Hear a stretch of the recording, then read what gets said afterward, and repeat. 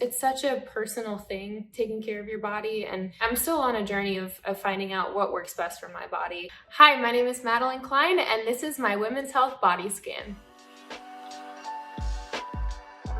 I don't know if I have a particular favorite part about my body, because I think self-love is a constant journey, but I will say that I'm grateful to my body for getting me through everything that I go through. When I was younger, I did struggle with eating disorders, specifically when I was a teenager. I think I was around 16 when I started working out a lot, and I would wake up every morning at 5 a.m. and I would work out for 30 minutes. And it was super rigorous cardio every day. And then, it turned into, why am I not achieving this body shape that I want? So I started cutting calories, and it would be the kind of thing where I would eat like 6 almonds for breakfast, because I didn't want to counteract the cardio that I just did. And then it turned into, not feeding myself protein and not feeding my body what it needed when I was working out so much. On top of that, I was dancing.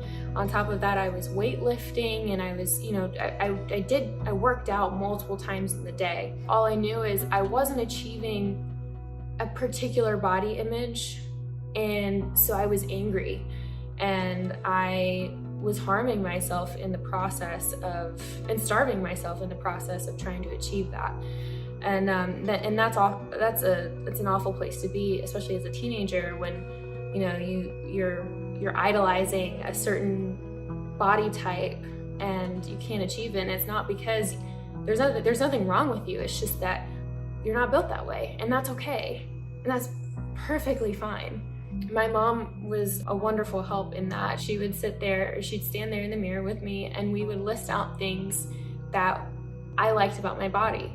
And it was one of those things that after that repetition, those things became solidified in my mind. I like my curves, I like my hips. And after a while, I started to love my body, and that was okay. And I became so much happier. My natural hair color is dark brown. The first time I dyed my hair was for Outer Banks. I had never touched my hair. I was just too afraid to, and I just didn't want to pay the money to do anything to it. And then Outer Banks happened. It's funny because they weren't sure if blonde would be the move.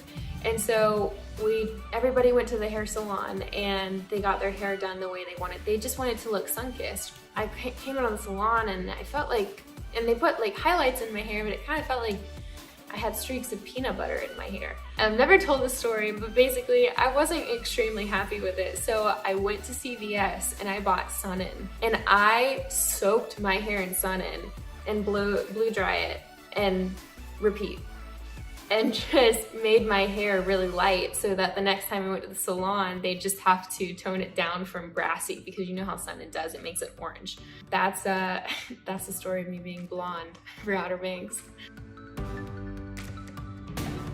I think for me, like for love languages, I feel like verbal affirmations, like quality time and physical touch are all really important to me.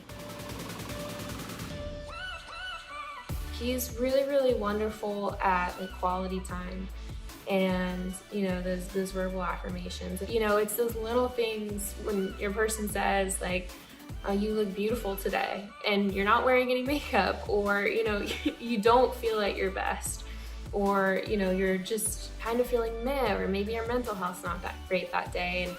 And that person looks at you and says like, I love the way you think, or I love the way you treat people. Or for me, it's less about physicality, and it's more about like that mental stimulation, that mental connection with that person. And it means more to me if he looks at me and says, I think the way you handled that was really admirable, or I'm really proud of you for this or that or whatever, even if it's just a general statement. That means more to me than, a compliment on a physical aspect.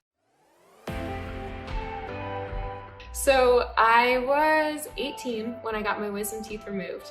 I don't remember anything. All I remember is waking up and I was on the couch at home. But then my mom was telling me, she's filling me in on everything. And the craziest thing is I kept looking at the surgeon and I kept calling him Robin Williams. And I was like, Robin, Robin. And he was like, honey, that's not my name.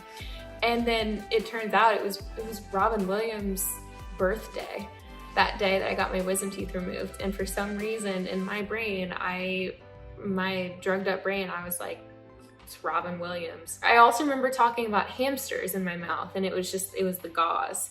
It was the gauze at the back of my mouth, and I couldn't feel my face. And so I started crying a little bit because I thought it was gone. Just all in all, a very good time. Makeup's something that I've actually recently gotten into, and I think it's a lot of fun.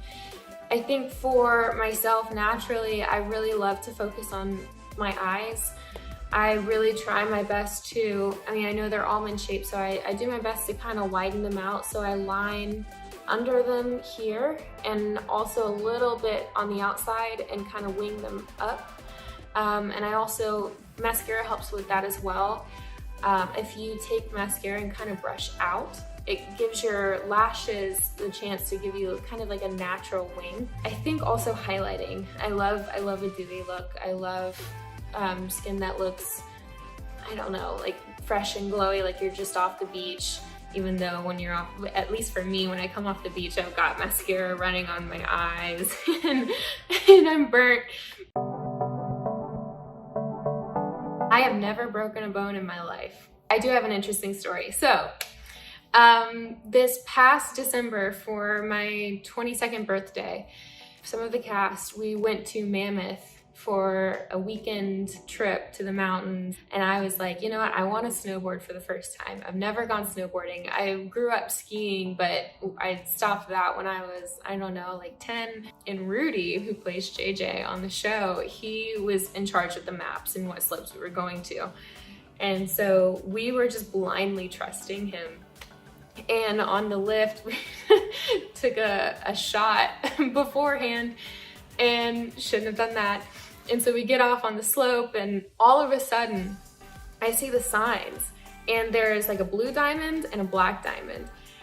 And I knew enough from growing up on the slopes. I knew that neither of those were good for beginners. And so I immediately looked at him. I was like, Rudy, what?